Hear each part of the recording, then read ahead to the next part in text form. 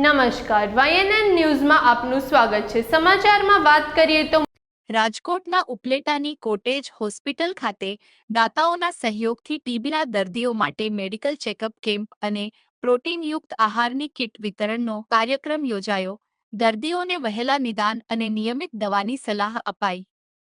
ઉપલેટાની cottage hospital ખાતે આજે TB ક્ષય રોગના દર્દીઓ માટે એક વિશેષ સ્વાસ્થ્ય અને સહાય કાર્યક્રમનું આયોજન કરવામાં આવ્યું હતું।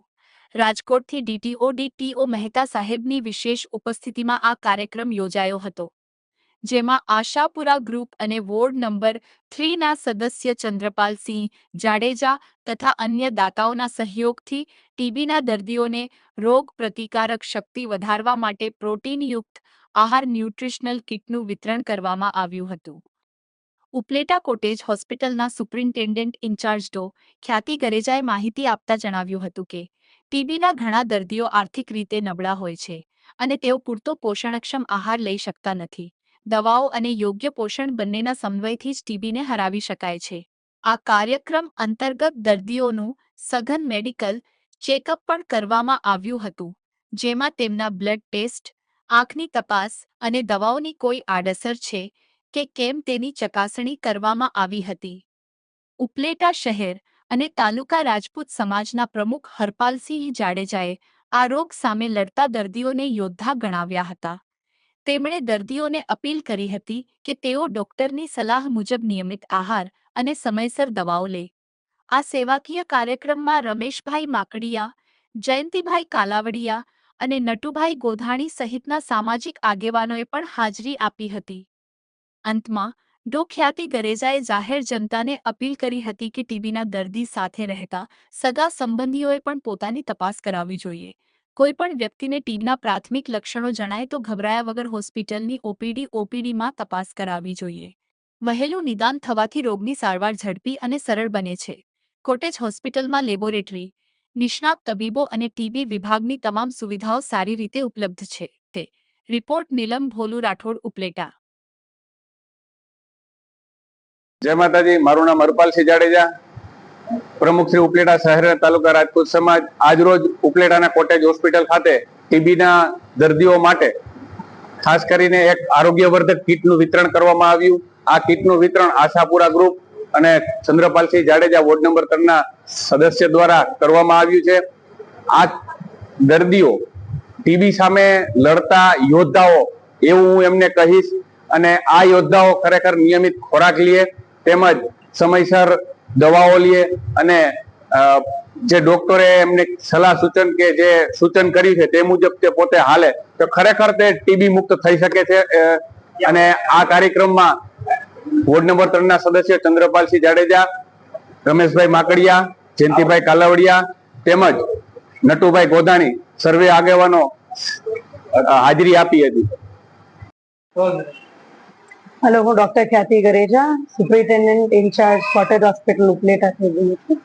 આજે આપણા હોસ્પિટલે ટીબીના પેશન્ટ જેને ટ્યુબરક્યુલોસિસ જેમ કે ટીબી કહેવાતું હોય સાદી ભાષામાં, એ પેશન્ટને આપણે બોલાવેલા છે, જેને સ્પેશિયલી આપણે રાજકોટથી ડીટીઓ સર આવ્યા છે, મહેતા સાહેબ, અને ખાસ તો કાર્યક્રમ એ હતો કે એ પેશન્ટ્સને આપણે ન્યુટ્રિશનલ કિટ એટલે કે પ્રોટીનયુક્ત જે આહાર હોય છે પેશન્ટને, જેને ટીબી સામે લડવાની શક્તિ મળે જે પોષણથી, એ કીટ આપવાનું વિતરણ કાર્યક્રમ હતું મેઇન આજે, જેમાં દાતાશ્રીઓ આપણે આજે હાજર છે, હરપાલસિંહ જાડેજા અને બધા દાતાશ્રીના હું ખૂબ આભાર માનું છું।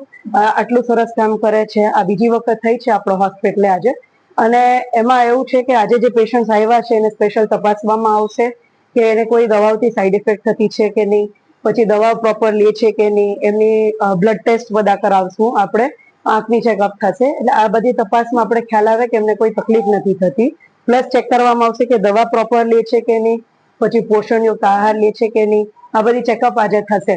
એટલે મેઇન તો આપણે ન્યુટ્રિશનલ કિટ જે આજે અપાણું છે એના માટે દાતાશ્રીઓનો ખૂબ આભાર માનીએ છીએ, અને અમે એમનું સપોર્ટની રાહ જોઈએ છીએ કે દર વખતે આ યુઝ્યુઅલી અમારે પેશન્ટ એવા હોય કે પુઅર હોય, ગરીબ હોય, એ લોકો આ પોષણયુક્ત આહાર એ લોકોને પોસાતું ના હોય ઘણી વાર, એટલે આપણે આ એક સ્ટેપ છે કે પેશન્ટને આ બાબતમાં પાછળ ના રહે, અને જેનાથી દવાઓ અને આ બધો પોષણયુક્ત આહાર આ બંને મળીને આપણે ટીબીને હરાવવાનું છે। અને ખાસ મારા અપીલ બધાને એ છે કે એમના જે સગા સંબંધી એના ઘરે રહેતા હોય એમની ટેસ્ટ થવી જોઈએ. પછી અગર ઓપીડીમાં આવતા હોય અને ડોક્ટરે તમને તપાસવાનું કીધું હોય કે ટીબી ની તપાસ કરવી છે તો એનાથી કઈ ગભરાવાની જરૂર નથી. આપણે ટેસ્ટ કરાવીએ એમાં પોઝિટિવ આવે એટલે કે આપણે ટીબી નથી થઈ ગયો, પણ આપણે ટેસ્ટ કરાવીએ તો આપણે ખ્યાલ આવે કે શરૂઆતના સ્ટેજમાં કઈ આઈડિયા આવતો હોય આપણને કે આ તકલીફ છે આપણને, તો આને આપણે ચોક્કસપણે સારા ખોરાકથી ને એ અમે જે સમજાવશું એ પ્રમાણે આપણે એને હરાવી શકીએ. પણ અગર આપણે રાહ જોઈએ કે આપણને તકલીફ થશે, બરાબર, અને આપણે બેડમાં આપણે સાવ કામે ના જઈ શકીએ ને એવી હાલત થાય, એના પછી આપણે ટેસ્ટ કરાવીએ અને પછી દવા કરીએ તો એ બહુ ઘણી લાંબી ચાલે છે.